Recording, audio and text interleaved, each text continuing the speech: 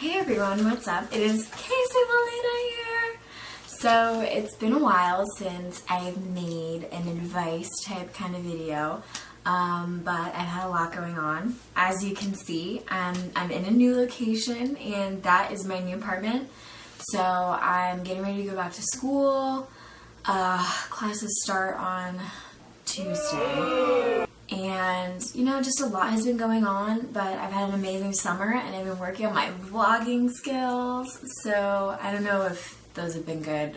I don't know, but I've just been trying new things, which has been really fun and just interesting. But I thought that I would make this video in honor of back to school. And that is the 7 tips for back to college. And this is kind of more for college freshmen, but I think some of them can apply for you any year that you're in, any year that you're going into. So let's get right on into the video.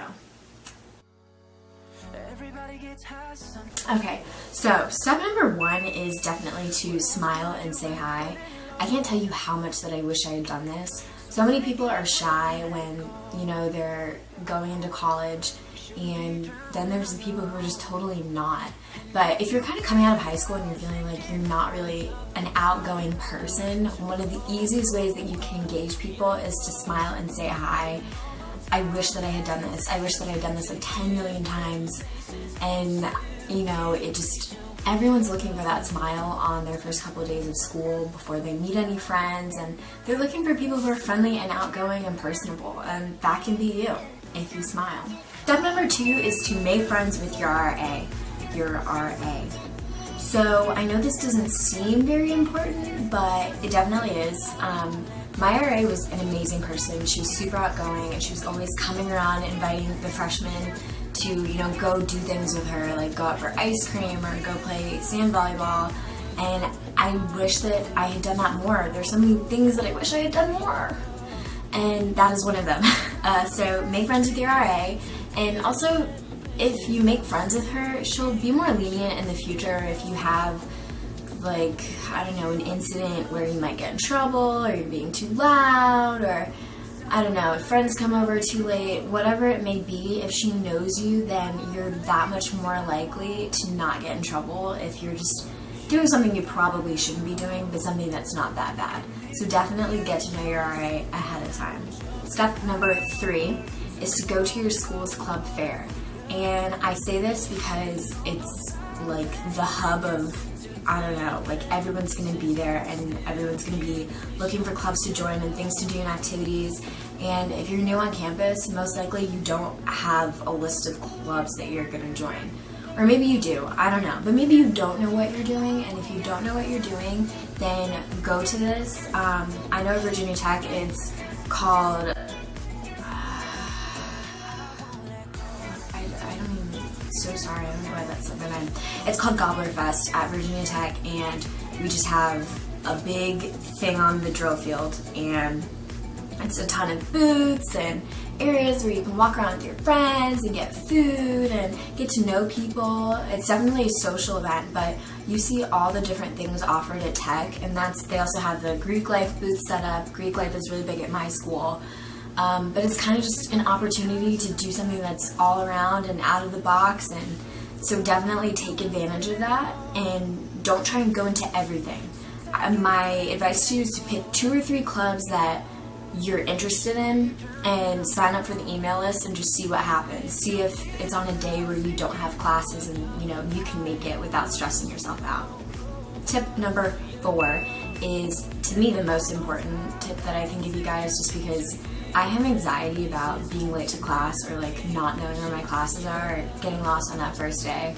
Because you know in all the movies it's really cute when the girl gets lost and she can't find her way and she has to ask the cute guy. It's not like that in college at all. It's not like that. It's like, I don't know, if you're lost on your first day of classes, best believe everyone else is lost too. And most likely if you're like, hey, can you please help me? I mean, someone will probably help you, but it'll be rushed and they'll seem kind of annoyed maybe, and like you'll be super embarrassed and like fidgety and like stuttery because you feel like stupid for not knowing your classes. And another thing about knowing your classes, just take just hold the piece of paper like you're in middle school. Like, just have the piece of paper, or have it in your phone on you what your class number is, because as many times, like, you can repeat it to yourself 1,000 times, but when it's time to actually walk your classes, you're gonna forget what your class number is and what the name of the building is and where everything is. So walk your classes ahead of time and carry that list with you. Another thing about classes that I want to bring up is get there early the first couple weeks that classes start. If you're one of those people that has a preference of where you sit and you don't want to sit so in the front, but you want to kind of sit like a couple rows back, like in the third row, then you're on the same wavelength of everybody else, because a lot of people who care about their education but aren't super type A, they do the exact same thing. You sit in like the third or fourth row, and you sit towards the middle so you can see everything, and so the professor makes eye contact with you, makes you feel special, and everyone's doing that. So make sure you get to class early so that you can solidify that seat. Obviously there's no assigned seats in college, but if you show up early enough and you sit there, everyone gets used to sitting in their spots, and then no one's gonna take yours. There's always like that one person that does, but that's like super annoying. So just don't be that one person that randomly takes someone else's seat. Or, I mean, do you? I don't know. If you want to, okay, that's fine. That's fine. Do you? Okay, number 6. If you live in a dorm, or even if you live with roommates, I don't even know. If wherever you're living and you have an internal door, not an external, keep your door open. If you're in a dorm, keep your door open. Like the first week or two, just keep your door open. And that's because people walk by, and if they see you in your room like doing stuff, like it just gives them the opportunity to engage you and talk to you, and like if you smile at someone enough, then you're gonna strike up a conversation with them.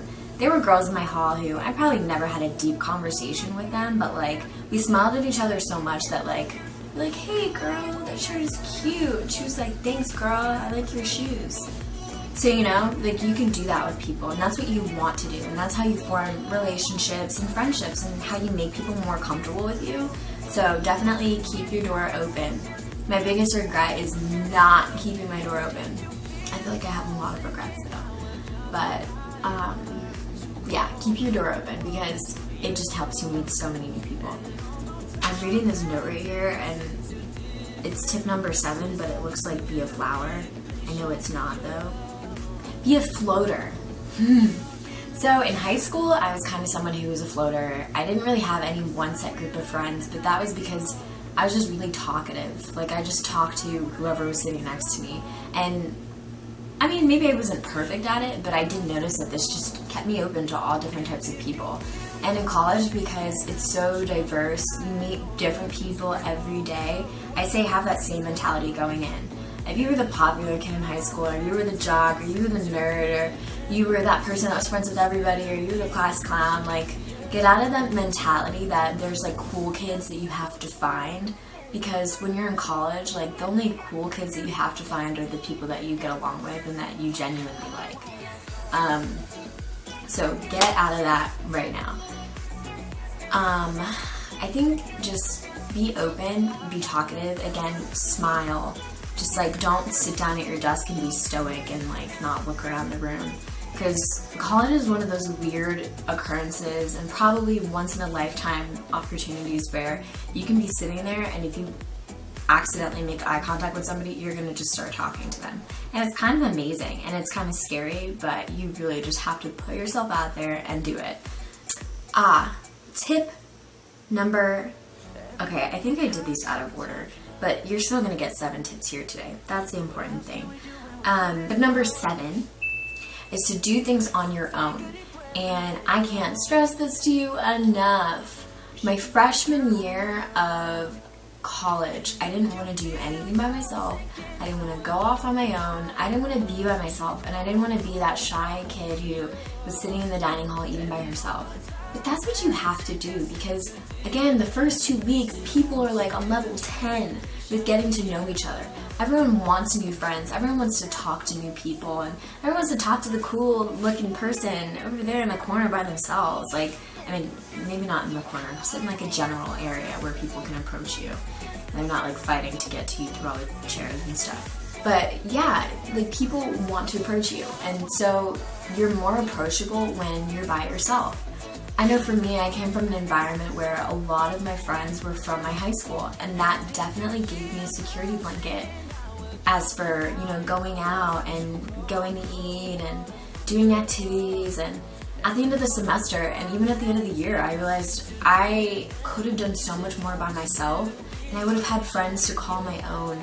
And that's so scary to do your own thing and realize that this is you in this giant world, but it's worth it, and you're gonna meet people that you genuinely click with, and you're not gonna have to wonder if you only know these people because they're people that your high school friends introduced you to or your roommate introduced you to. Like, you're gonna realize that these are your friends because you picked them for yourself, and that is one of the most freeing and amazing feelings ever.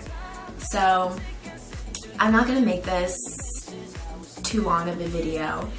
This is the end of the video. Thank you guys so much for watching. I don't want to make it too long, but before I go, I just want to say I've been getting a lot of comments on one of my older videos. It was actually my first or second video that I ever made, and I think my first one was stress in college. My second one was depression in college, what no one tells you. And that is also my most highly viewed video. It's one that people keep coming back to and keep commenting on, and I've been responding to so many comments on it as of recently, so I thought that I would make an updated depression in college, what no one tells you, just because people have been wondering, does it get better? Does that look different for you this year, going into your sophomore year? What is your outlook? So I'm definitely going to make an update to that video. But thank you guys so much for watching this one. I will see you in my next video, and this is Casey Melina, over and out.